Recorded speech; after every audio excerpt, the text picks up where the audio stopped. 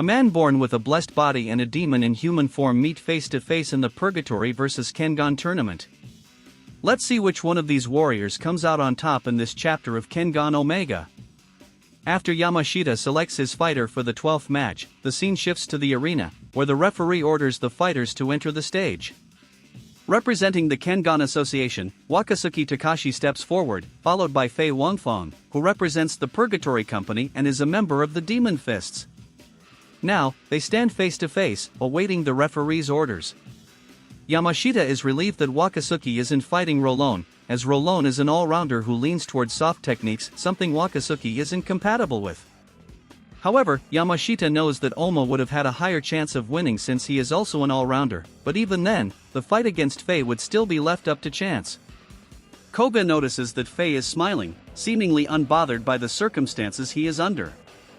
Returning to the arena, the referee sternly warns the combatants that this tournament is no place for a deathmatch. They must abide by the rules and engage in a clean fight. She also makes it clear that intentional murder will not be tolerated and that she will stop the fight if she deems it too dangerous. She asks both fighters if they understand, to which they both nod in agreement. Faye throws off his shirt, stating that he will be satisfied as long as he enjoys their dance. Calling Wakasuki Muscle Man, he asks if he is ready. Wakasuki doesn't respond and simply takes his stance. Faye follows suit, both fighters now ready for combat. Faye then asks Wakasuki if he believes Tai Chi is no different from calisthenics. If so, Faye hopes to change his perception. However, Wakasuki tells him to save the chit-chat for later, as they are now in a match. The match kicks off. Both fighters carefully observe each other, neither making a move just yet. Wakasuki begins, walking slowly toward Faye, who waits patiently in a natural, flowing stance. The announcers comment on Wakasuki's face, noting that there is absolutely no emotion on it. He is fully focused on his opponent.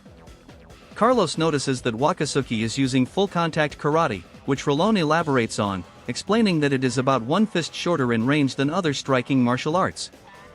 He then remarks that the tiger is about to start his hunt. Wakasuki suddenly dashes forward, throwing a straight punch, which Faye parries. Taking this opportunity, Faye jams his elbow into Wakasuki's shoulder. However, Wakasuki quickly turns and throws a powerful punch to Faye's liver, landing a clean hit and knocking him back.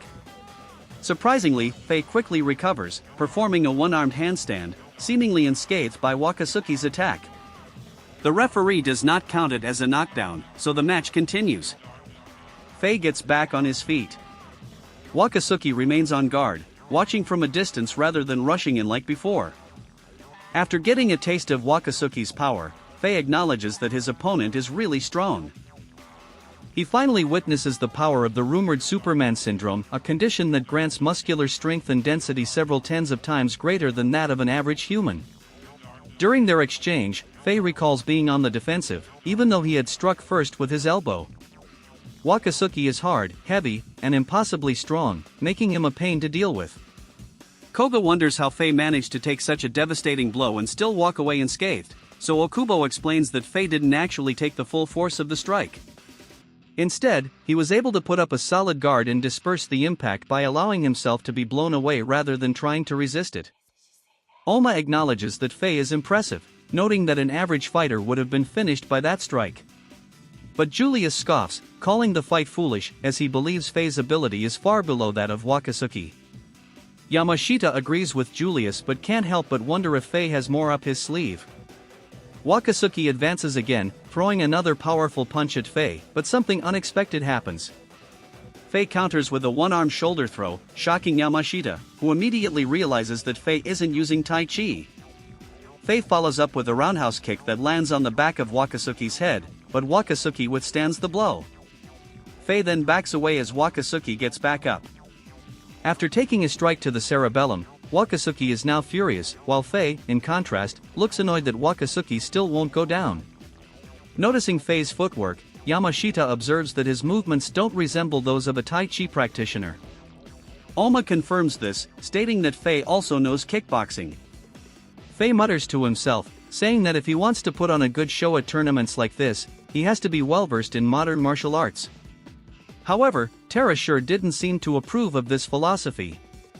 Faye then adds that jiu-jitsu, kickboxing, and MMA are the bare minimum for a fighter at this level. Carlos senses that Faye is hiding something, while Rolón watches the match in silence.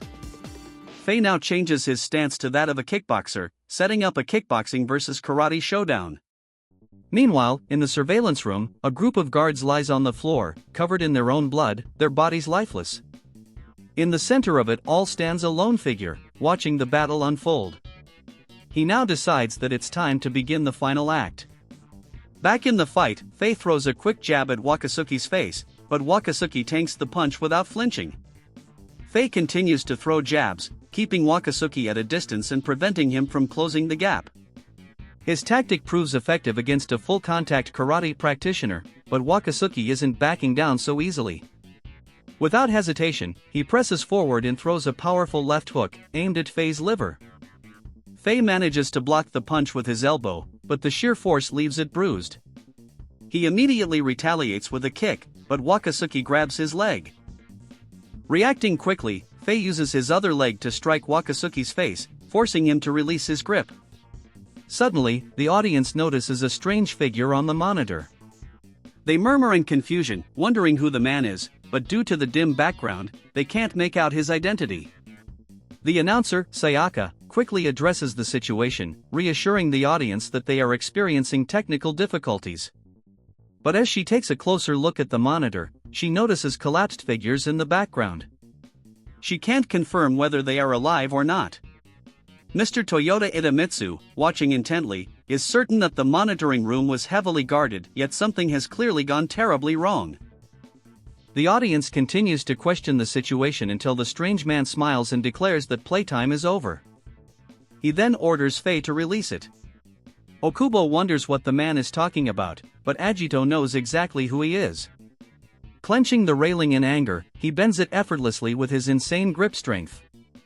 Okubo asks him what's wrong, but Agito ignores him, instead calling out to Oma, who shares his fury at the realization that the bastard is still alive. The scene shifts to Edward Wu and Xia-ji walking down a hallway. Xia suddenly calls out to Edward, having noticed the strange man on the monitor. Recognizing him, Xia is visibly angered that this man holds the same level of authority as Edward and the head. He wonders if the man has gone out of his way to interfere in another executive sector. Edward laughs, dismissing Xia's concerns, stating that Niko is too overprotective. Shifting back to the mysterious man, he stares directly into the camera, recalling when Niko swore to stop him even if it meant killing him. But now, that vow was meaningless, as the dead cannot stop the living. Taking a stance reminiscent of Frisia's, he cryptically states that there are only 3 left, now that his students have been whittled down. This man is the other Takeda Niko, and he is pleased to see how much Oma and Agito have grown. Smirking, he addresses the deceased Niko, taunting him, "Take a look at your junior's strength." Suddenly, the monitor cuts out. Sayaka quickly apologizes to the audience for the inconvenience, assuring them that the match will now resume. Wakasuki turns his attention back to Faye and is surprised by what he sees. Sayaka wonders aloud what kind of stance Faye is adopting, noting that it resembles something straight out of a movie, the crane stance. Wakasuki narrows his eyes, trying to decipher Faye's intent. Faye laughs and decides to let Wakasuki in on a little secret, and reveals that this stance is completely useless. Mocking Wakasuki, Faye jokingly asks if he was scared, then sarcastically admits that there's no way he could actually fight in this position. Annoyed by Faye's taunts, Wakasuki loses his patience, and charges forward, throwing a straight punch, intending to finish this fight. However, Faye parries the blow, grabs Wakasuki's arm, and effortlessly flips him over. Wakasuki crashes hard into the floor, momentarily stunned. He knows exactly what kind of technique was just used on him. In the stands, Himuro, Kaneda, and Akiyama all recognize the move, as it is the Niko style's Weeping Willow, a technique also used by Oma. Lying on the ground, Wakasuki looks up in confusion, struggling against Faye's grip.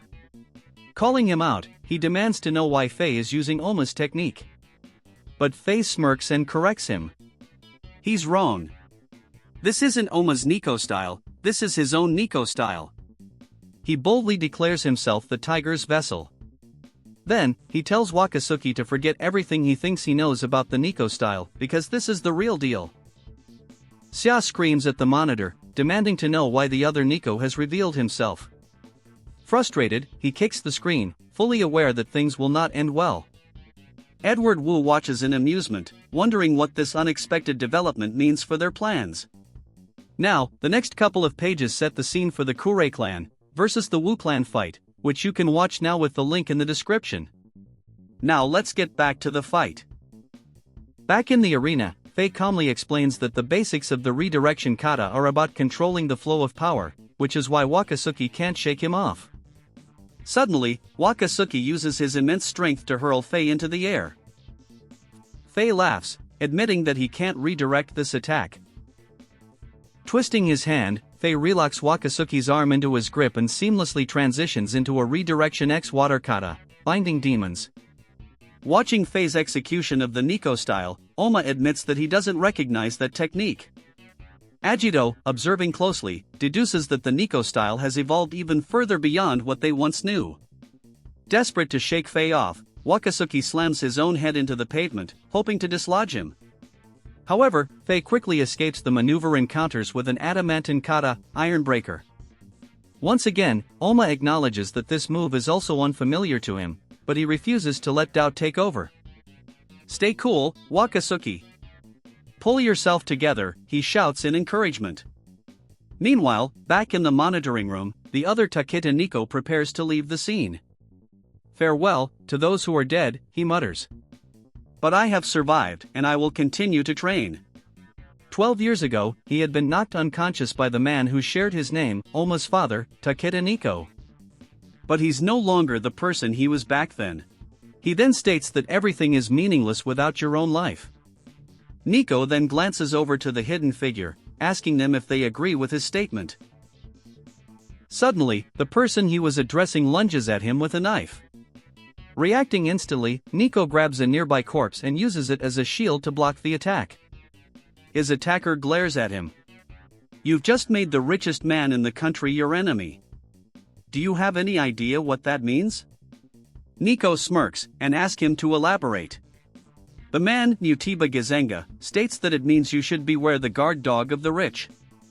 Interested, Niko challenges Mutiba. Back in the arena, the crowd erupts into cheers as Wakasuki lands a devastating punch, sending Fei flying backward. With just one strike, Wakasuki has turned the tide of the battle. But Fei isn't finished just yet. He casually gets back on his feet, completely unfazed. Sayaka notices that Fei remained unscathed, despite taking that attack from Wakasuki. Fei responds, stating that he only just bit his tongue, and never took any damage from that blow. Koga watches in disbelief, wondering how did he take Wakasuki's attack so easily. Oma explains that Fei diverted the damage using the redirection kata, then dispersed the impact with the water kata. He further deduces that Fei must have used the same technique when Wakasuki struck him in the liver. The reason Fei has been able to withstand Wakasuki's attacks with minimal damage is because of his mastery of the Niko style. Oma then realizes something even more shocking: Fei has seamlessly combined the redirection and water katas. His execution of these techniques is at an incredibly high level. Hearing Oma's analysis, Yamashita grows uneasy and asks if they can still win this. Oma remains resolute and tells him that they have to believe in Wakasuki. Fei suddenly activates the flame kata, Flashfire, darting around Wakasuki with lightning-fast footwork. Recognizing the technique, Wakasuki remembers seeing Oma use it during the Kengan Annihilation tournament. Fei then leaps toward Wakasuki and lands an adamantine kata, tomahawk kick, slamming his foot directly into Wakasuki's face. Before Wakasuki can counterattack, Fei swiftly retreats, then immediately re-engages with Flashfire, circling around him again. Okubo watches in awe, acknowledging Fei's incredible footwork, which even Agito agrees. Wakasuki decides to take a risk and charges forward, predicting Fei's timing, and throws a powerful punch. But Fei is one step ahead, as he ducks under the strike, and counters with a devastating flame and water kata, obliteration, striking Wakasuki straight in the stomach. The impact sends Wakasuki staggering backward, collapsing to his knees. Sayaka, stunned and in disbelief, that the legendary fighter Wakasuki is struggling to stand. She compliments Fei on his incredible abilities, calling him an amazing purgatory gladiator. However, Fei states that he doesn't care about purgatory at all, and claims that he's just built differently. Inside the infirmary, Lu Dongqing notices that something is off about Fei and barely recognizes his friend anymore. He has a bad feeling about the entire situation and continues to wonder if that's really his friend, Fei. Back in the ring, Fei advances toward Wakasuki and lands his combined adamantine and flame kata, flashing steel blast, tackling Wakasuki and driving him back despite the huge weight difference. They both approach the edge of the ring, and it looks like Fei is aiming for a ring out. However, Wakasuki was waiting for this moment. He smiles, surprised that his preparations have paid off like this. He grabs Fei and attempts to throw him out of the ring, but Fei refuses to let that happen. Just as he prepares to use his redirection kata, Wakasuki unexpectedly grabs both of his arms, taking Fei by surprise. Wakasuki has finally grasped the timing, even though it was difficult due to Fei's Niko style being different from Oma's. Seizing the opportunity, Wakasuki launches a devastating knee strike to Fei's stomach, and this time, Fei takes the full force of the attack. Wakasuki harbors bitter memories of the Niko style and is determined not to be defeated by it again. He relentlessly strikes Fei with his knee, stubbornly attacking his flank. Oma observes the fight and notes that even his own redirection kata couldn't fully handle Wakasuki. However, with Fei's unfathomable power, Wakasuki can seal the redirection kata so long as he gets the timing right. Oma also notes that since both Wakasuki and Fei are locked together, it's difficult to disperse the damage, meaning the water kata's effectiveness has been halved. Oma smiles, realizing that Wakasuki has already developed anti-Niko style techniques. Suddenly, Fei uses Weeping Willow to break Wakasuki's hold and shoves him away, following up with a high kick, which Wakasuki dodges. Fei calls him a crazy geezer, surprised that Wakasuki managed to seal the Niko style using nothing but his monstrous strength. Meanwhile, Wakasuki is frustrated that he couldn't completely seal Fei's techniques, because he was simply too slow. The difference in timing was greater than he had anticipated. Visualizing and applying this strategy are two completely different beasts. With this realization, Wakasuki states that the Niko style is truly a troublesome martial art. Wakasuki then orders Fei to use the advance, declaring that he has already sealed his Niko style, so using the advance is the only way Fei can defeat him. Fei assumes Wakasuki must be referring to the possessing spirit. In truth, Wakasuki doesn't believe he has completely sealed Fei's Niko style, but he has exhausted Fei significantly, bringing them onto even ground. However, Wakasuki understands that Fei's techniques are a real threat, so he aims to eliminate that advantage by forcing Fei to use the advance. While the advance dramatically heightens physical abilities, it comes at the cost of preventing the use of certain techniques. If Fei commits to it, Wakasuki will have an easier time dealing with him even if his physical abilities improve. Wakasuki demands that Fei use the advance. Fei obliges, transforming as he declares that the possessing spirit is a relic of the past. In an instant, Fei rushes toward Wakasuki with mind-boggling speed, knocking back the heavyweight fighter with a single blow. Wakasuki collapses to the ground as the referee begins the countdown. Fei menacingly declares that he has surpassed the gods and spirits, and now he wants to show Wakasuki what lies beyond them. The Niko-style tertiary secret technique, Divine Demon. 2 years ago, Ganryu Island. Long Min, a disciple of the other Niko, is seen speaking to someone. Then, with a chilling tone, he adds that it is Fei who will be the one to die. Fei responds coldly, stating that Ranjo is dead and that Long should join him in hell as well. Long smirks and replies that he knows Xia Ji was the one who killed Ranjo, but Xia talks way too much. Long continues, explaining that at first, there were only 3 candidates for the Tiger Vessel. But now, with the existence of Takeda Oma raised by the other Niko, there are 4. Long confesses that he has planned to kill them all, then transforms into the Niko style's first secret technique, God Possession. He then states that after he deals with Fei, Xia would be the only one remaining. Swinging his sword into the air, he threatens to chop up Fei. However, Fei seems disappointed that Long Min can only use God Possession. In response, Fei also transforms, and asks Long Min if he thinks he can kill him with just a god dwelling inside of him. This surprises Long, but Fei confidently declares that he has surpassed both god and demon, and this is the true Niko style. Back in the match, Fei is now utilizing the Niko style's third secret technique, Demon God. Yamashita asks Oma if that's the advance, but Oma clarifies that it's not. He explains that while the atmosphere is similar, he can't hear the heartbeat, describing it as being closer to the removal. Meanwhile, Wakasuki finally gets up, but Faye taunts him, saying that he should rest since that wound looks painful. This amuses Faye, who confidently tells Wakasuki to take it easy and let him end this for him.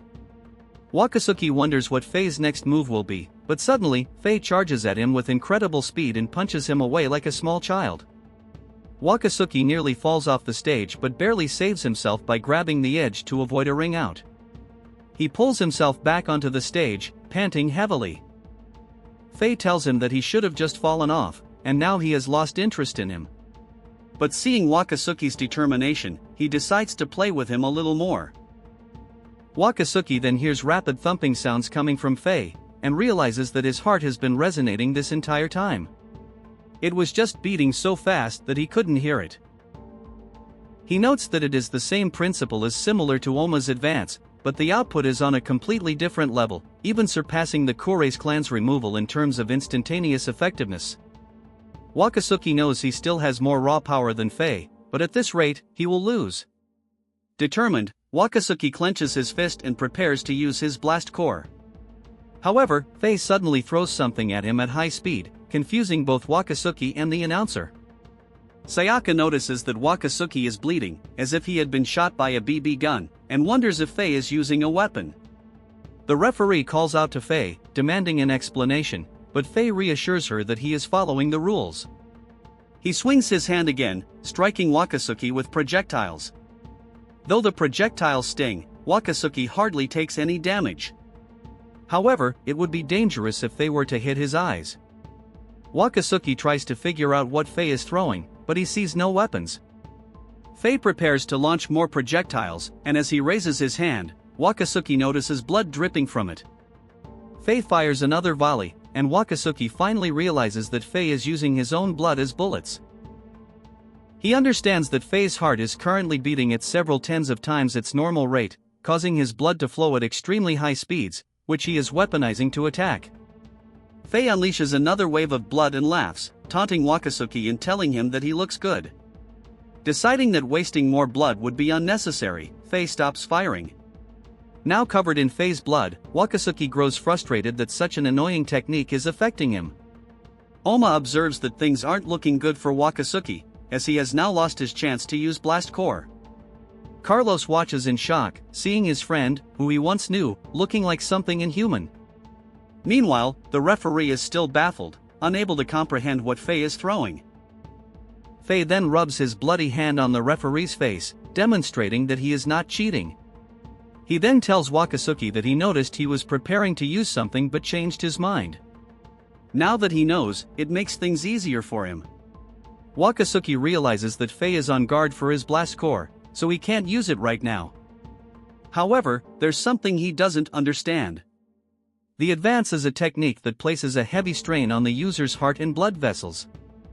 Unless one suppresses the output like Takeda did, Faye should be experiencing symptoms of memory loss and increased aggression due to internal hemorrhaging in his brain.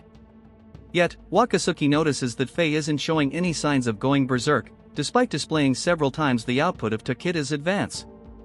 Faye asks Wakasuki what's wrong and why he doesn't take a break if he's tired. Wakasuki responds, calling Faye's comment funny, and states that he will show him the wisdom that comes with age. But deep down, Wakasuki is doubtful that he can even defeat Faye, given his strength. Somewhere in the arena, Kiryu Setsuna watches the battle from afar and comes to a realization: Faye is the child of him and Oma.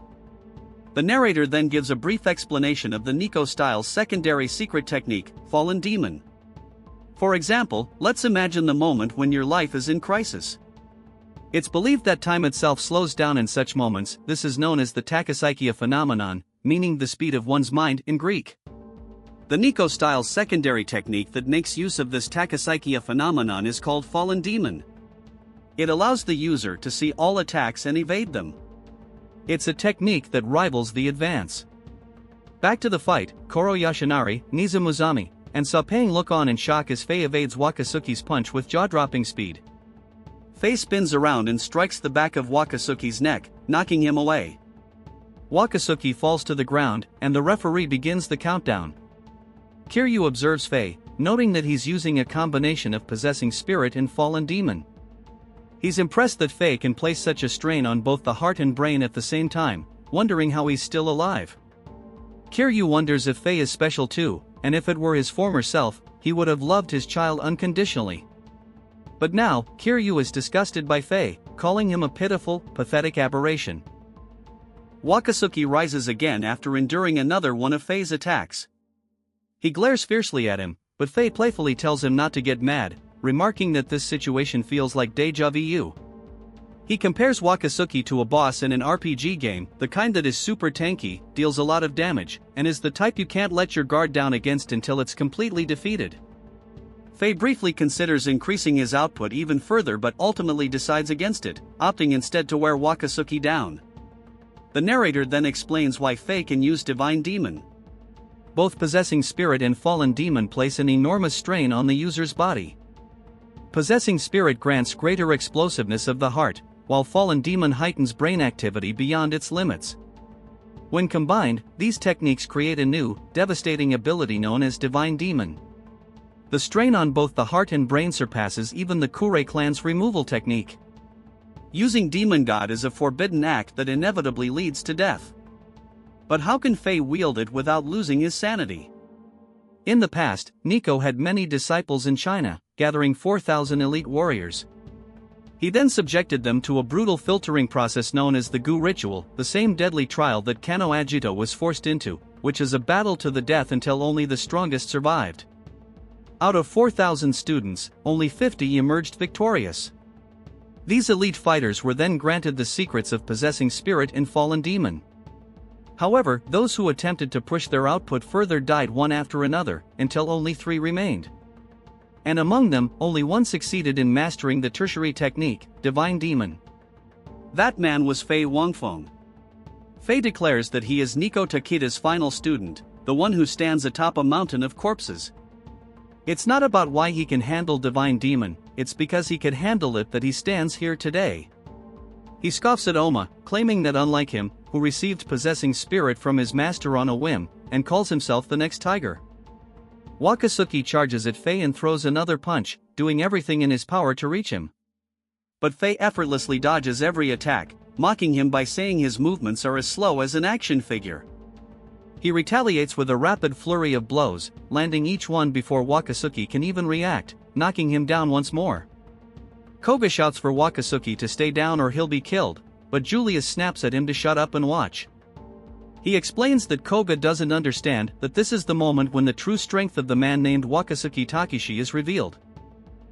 Faye is confused as to how Wakasuki is still moving, questioning whether he is even human. For a brief moment, he lowers his output, realizing that he used too much energy. Seizing this opportunity, Wakasuki leaps at Faye and strikes him with a powerful punch, but Faye barely manages to block it in time. He is shocked that Wakasuki, despite weighing nearly 200 pounds, can still launch a Kazami Suki with such speed and precision. However, instead of following up, Wakasuki suddenly backs away, confusing Faye. Then, Wakasuki takes a crouched stance, tucking in his fist. Faye immediately recognizes the movement and realizes Wakasuki is about to unleash something devastating.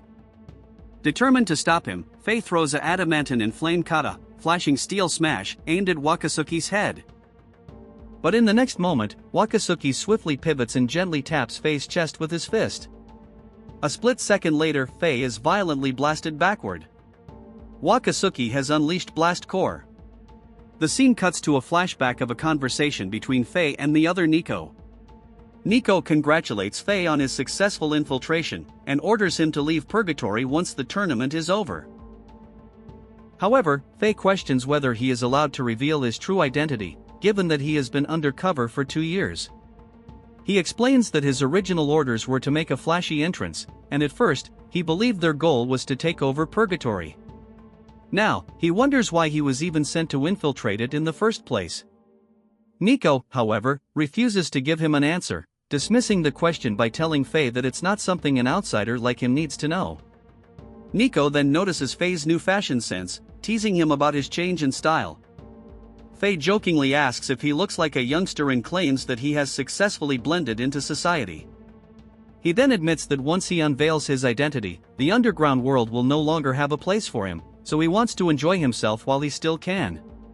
Surprisingly, Niko tells Faye that he doesn't mind if he chooses to stay in purgatory. But Faye admits that he would feel bad because he has made some good friends there. He admits that when that he's around them, he wonders that maybe he could have also led a life like this. Overwhelmed by these thoughts, Faye questions if that's what he's supposed to say, since he's full of that lukewarm pretend friendship.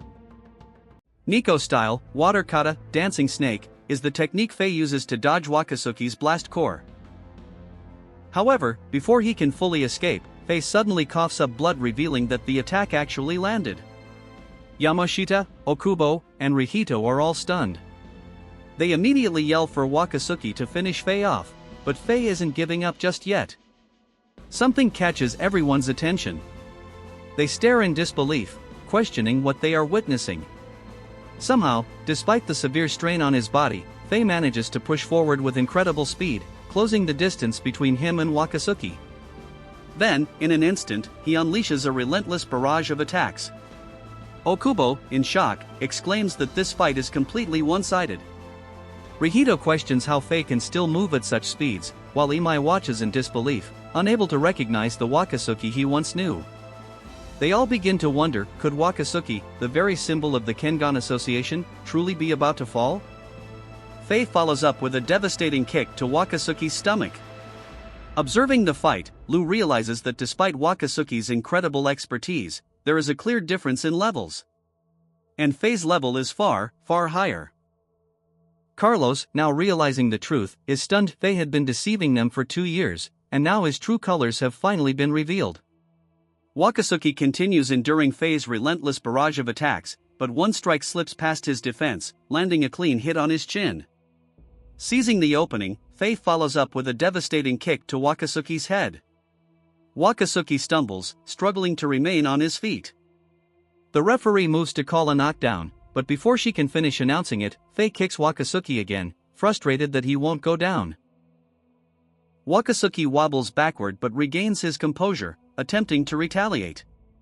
However, his strength is failing, his attacks lack the power to do any real damage. Still confused, Faye sneers before delivering another brutal punch to Wakasuki's face, followed by a crushing blow to his stomach. Wakasuki staggers again but somehow remains standing. Annoyed, Faye scoffs, questioning why Wakasuki still refuses to fall. He calls him an unsightly loser. Suddenly, Wakasuki lunges forward and locks Faye into a clinch. Faye laughs, seemingly unfazed, while Wakasuki wheezes from exhaustion. We then enter a flashback where Wakasuki narrates his past. He states that it was never really a fight. Due to his rare condition, Superman syndrome, he possessed muscle strength tens of times greater than the average man, making him unstoppable in combat. He toyed with the weaklings who dared to challenge him, and soon, those people would disappear. This didn't change even after he became a fighter, which led him to believe that no one could match him. Over his 20-year career, he has only lost 3 times. However, none of those losses were due to a difference in physical ability. As he holds Faye, he states that this is all just a game, and one shouldn't bet their life on a single victory. He then tightens his grip, using his immense strength to put overwhelming pressure on Faye. As he squeezes the life out of him, he declares that he, too, has pride, and swears that he cannot possibly lose in a contest of sheer physical prowess. Koga cheers Wakasuki on, while Julius, in his thoughts, urges Wakasuki not to release Faye. Even if his arms get ripped off, he must crush him. During this struggle, Faye recalls when Niko tasked him with defeating one of the top fighters in the Kengan Association as his final trial. However, Niko excluded Oma Takeda from the challenge and didn't care if Faye killed the rest. He ordered Faye to prove himself as the Tiger's vessel. But as Faye constantly heard Niko talk about Oma, he began to wonder if that so-called failure was really that important to him. Suddenly, Faye's heart rate accelerates drastically, resulting in a massive surge of power that allows him to break free from Wakasuki's hold, sending him flying. Faye demands that Niko watch him as he pushes his divine demon technique to its maximum output. But Wakasuki isn't backing down either. He charges up his blast core, putting everything he has into one decisive attack and unleashing it at Faye. Unfortunately, his blast core misses as Faye dodges, ready to counterattack. Faye's strike lands hard, sending Wakasuki flying. As he is blown away, frustration washes over him, as he still couldn't reach Faye. However, for Faye, his body couldn't cope with the demands of using the Divine Demon at maximum output, and it ultimately collapsed under the pressure. In his despair, he was forced to face the harsh truth: he wasn't the chosen one to be the Tiger's vessel. Surprisingly, both fighters are unable to continue after their intense exchange. Soon after, paramedics arrive on the scene to assist them. Upon seeing that Wakasuki has regained consciousness, they call for a stretcher. However, being the great warrior that he is, Wakasuki ignores his injuries and immediately asks if he lost the fight. Rihito tells him to stay still and reveals that the match ended in a draw. Agito adds that, under Purgatory's rules, it counted as a double knockdown, leaving Wakasuki surprised by the outcome. Rihito then comments that he never thought he'd see Wakasuki take such a beating, but given that he was up against a monster, it was understandable. However, Faye wasn't as lucky. Agito reassures Wakasuki that Faye's death wasn't his fault, saying it was simply his punishment for infringing on a god's domain. Faye's friends gather around him, hoping he will pull through. However, the doctors know it's too late. One of them turns to Carlos and tells him to contact Faye's relatives, as he doesn't have much time left, news that deeply saddens Sheena and Lou. Carlos leans in and asks Faye if he heard what the doctor said and if he has any last words. Lou follows up, asking if Faye has a lover, a friend, or anyone he wants to leave a message for. Faye responds, saying that he will pass it on to Carlos, who swears to honor his request. Faye then jokes, "Let go of my hand, I'm not into men." He goes on to admit that he has no one close to him and doesn't believe in God. But, since Carlos is kind enough to offer, he'll take him up on it. Faye's final request is to see Oma Takeda. Oma arrives at the scene, greeting Faye and noting that this is their first time speaking face to face. However, Faye is confused as to why Koga and Yamashita tagged along when he didn't ask for them. Yamashita explains that since Faye is affiliated with the worm, they were wary of him and warns him not to try anything suspicious. Faye reassures him, stating that if he could have done something, he would have already, but he can't even move a finger, because he's at death's door. Oma then asks Faye what he wanted to say. Faye replies that he doesn't have much to say, only to congratulate Oma. He acknowledges that apart from Niko, Oma is now the sole practitioner of the Niko style and congratulates him on becoming the new Tiger's vessel. Oma recalls hearing that term before and realizes that Faye is a disciple of the other Niko. He then asks if the Tiger's vessel has anything to do with the Niko style. Faye explains that the Tiger's vessel is Niko's heir, the one he chooses to inherit his techniques and knowledge. Faye then adds that it's a shame he couldn't fulfill that role, because if he had, he would have reached even greater heights. Yamashita is surprised that Faye still craves more power despite already being incredibly strong. Koga then asks if Ryuki is in the running for the Tiger's vessel. Faye answers that at first, he thought so, but he later realized that Geo doesn't use the Niko style, which makes him unqualified. Faye also clarifies that simply having the same genes doesn't make someone the Tiger's vessel, they must also master the techniques. Hearing the phrase same genes, Yamashita asks Faye to elaborate. Faye chuckles, surprised that they haven't figured it out yet. He explains that when two men appear out of nowhere with the same faces, it means they are clones created by the worm. Faye adds to this, asking Oma if it wasn't Xiaoji who gave him his new heart.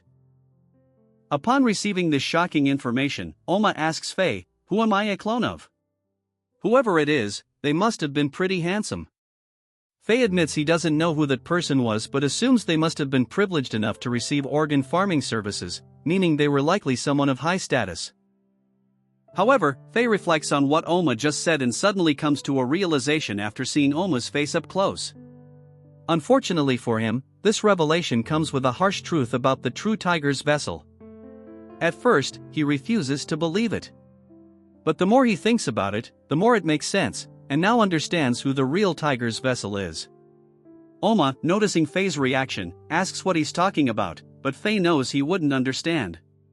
Faye continues, stating that Oma could never comprehend it because it never even crossed his mind. Now, he finally sees that Niko pulled the wool over his eyes. Overcome with emotion, Faye screams in frustration, cursing Niko as the truth sinks in. Oma, confused, asks why he's reacting this way.